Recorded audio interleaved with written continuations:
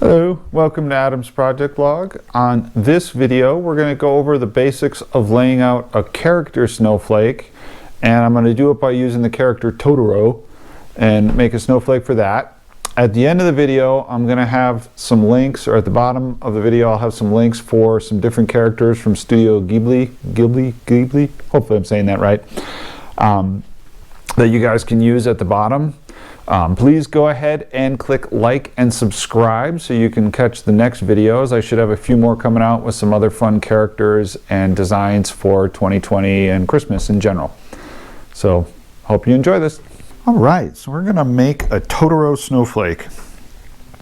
We're going to start with just a basic sheet of paper, and we're going to go ahead and get it squared up by folding diagonally, trying our best to get this corner nice and neat, get the edge lined up as neat as you can. It doesn't have to be perfect, but the neater you can be, the nicer your snowflake's going to look at the end, and the more regular the shapes are going to come out. So we're going to get that basic fold in. Just cut off this edge, make it a nice square piece of paper. If you happen to have square pieces of paper, you could just use those, but I don't think too many people have those lying around. So this is an easy way to just use basic printer paper or whatever you have. Get rid of that guy. Now we're just going to go ahead and fold again and get the corners as lined up as I possibly can. Keep the edge nice and neat coming together, and just see if we can get that folded up. Then we're going to fold one more time just to get our 8 segments. So we'll fold this guy. This is where you got to be careful to keep these pieces from sliding apart on you, and get all of the corners as close together as you can to get a nice neat piece. They're sliding around a little on me.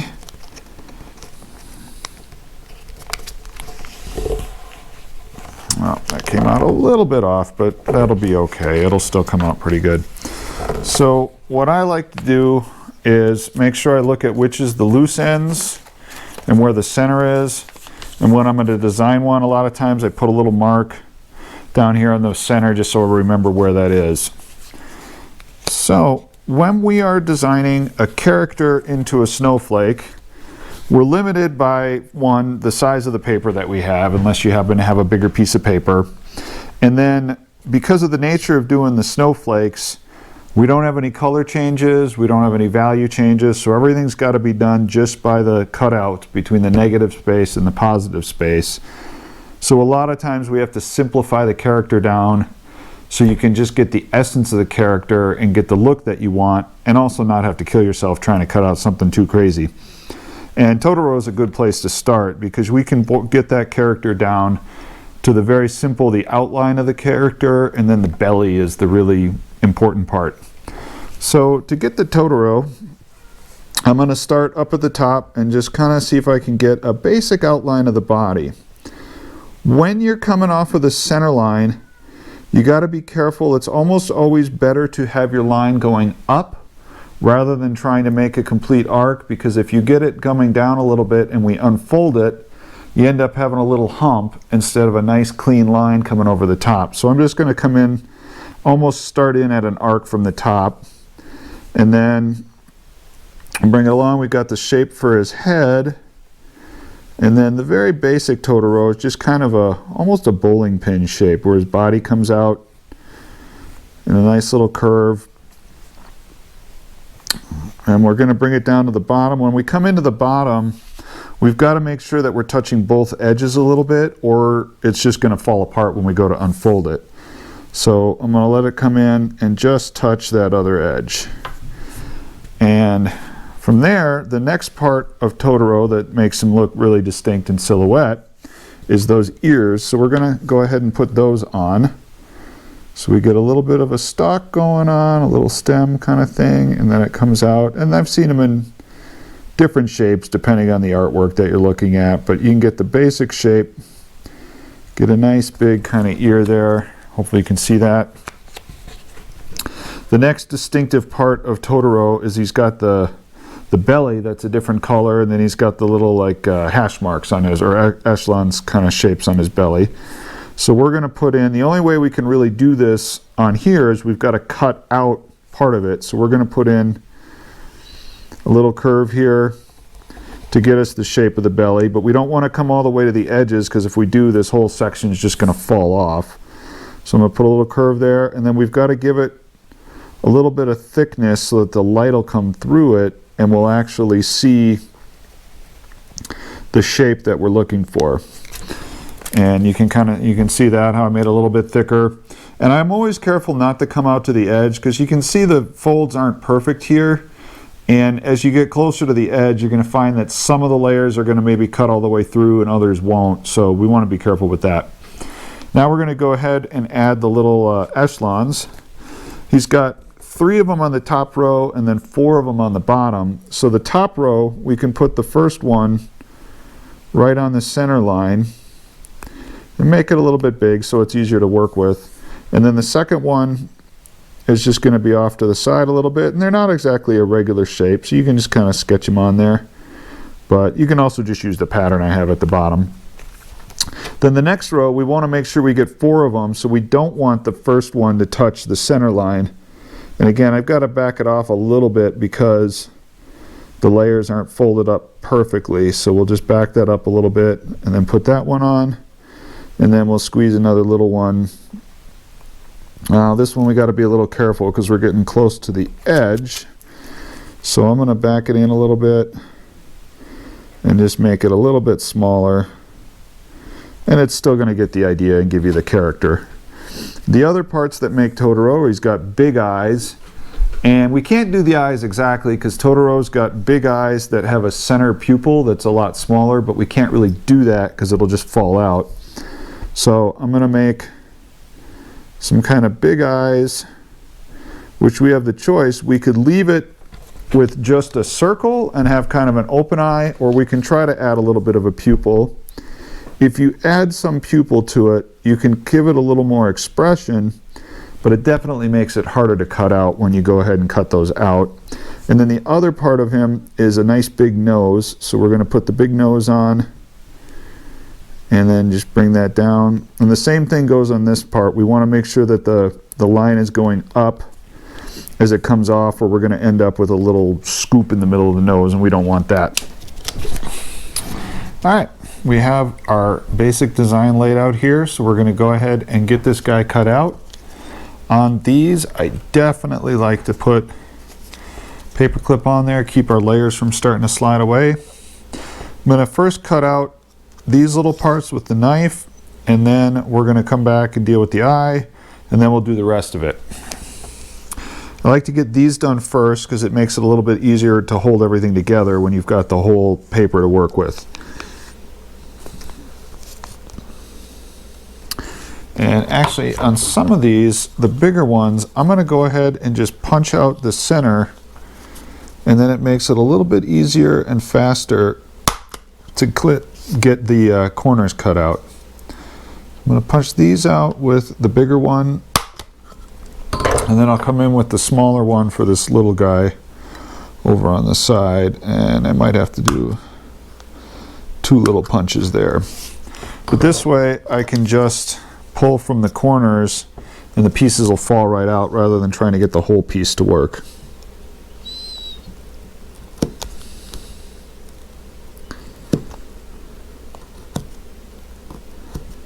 This tends to make it a little bit easier and a little bit neater to do, and it most definitely makes it faster. Can't say enough about getting these 1/8 inch and 1/16 inch hole punches. They're really, really helpful for this. And I suspect they're going to come up in some other projects in the future and be useful for those too.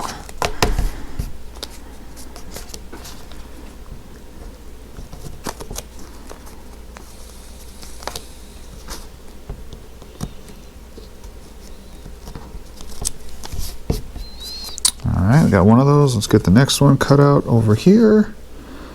Give it a couple of quick. Sometimes I cut all the way through on one line.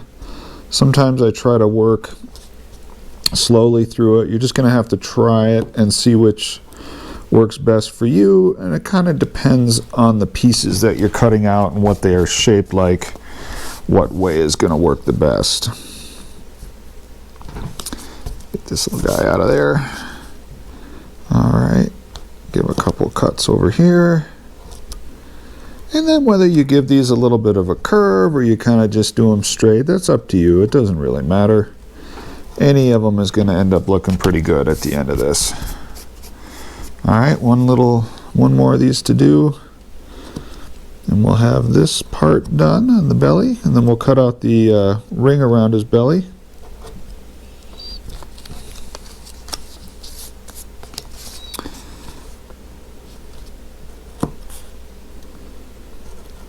Couple little slices here, and we should have that.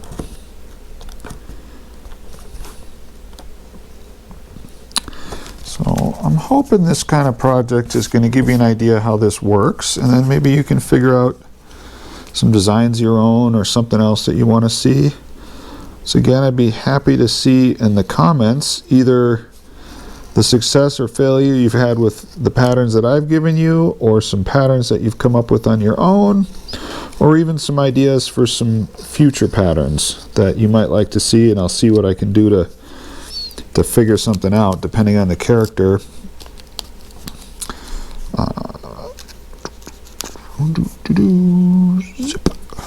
Get that. A couple more slices and we ought to have this guy cut out.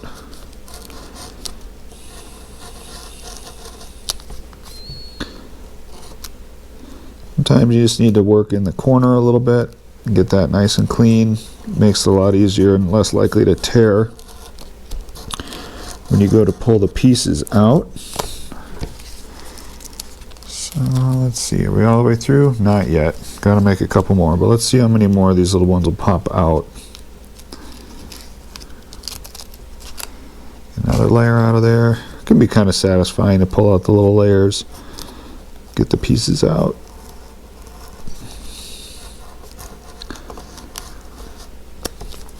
Now these kind of cuts on the belly, they don't have to be perfect. We're just trying to get a line with a general shape so we can outline that part where he's got the light colored belly on his gray fur. There we go, so we got that out. The last one we're going to do with a pair of scissors, but we're going to go ahead and get the eye. And I'm going to do the same where I'm going to punch out some of the main parts using the punch, and then just come in and get the corners and tidy it up a little bit with the knife where I need to. But the punch makes this go so much faster.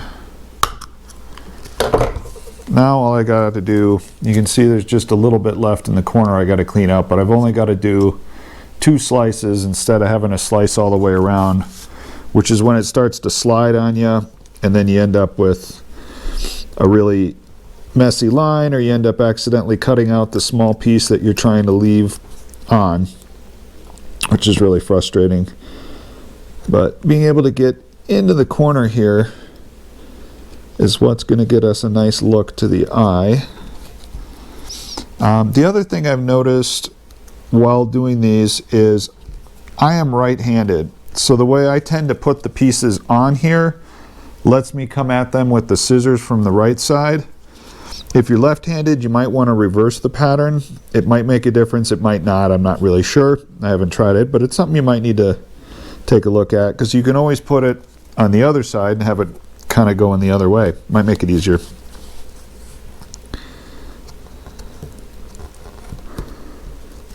Alright. So there we go. Let me get this little bit cleaned out. And then we got one more little cut to do here, and then it's all down to some scissor work, and we'll be right there.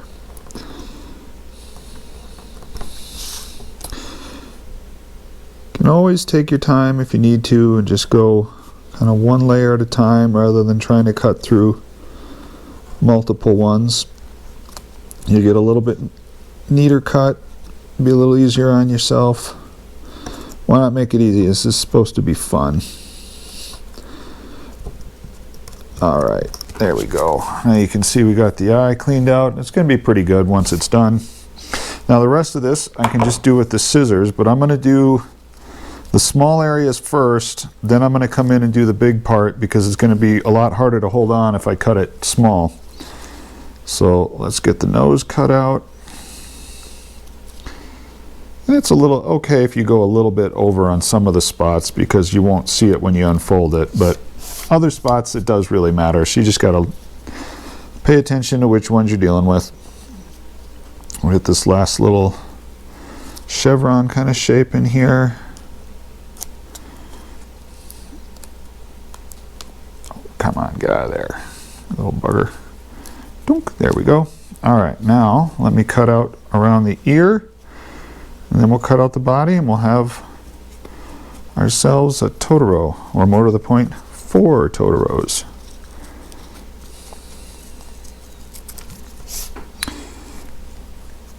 Now the pattern that I've put on the bottom is going to be a little different because I already pre-made that one and I took a little more time to kind of tweak the angles and designs. On this one I wanted to show you the process as it was going so you can get an idea of how it came to be and maybe do some of your own.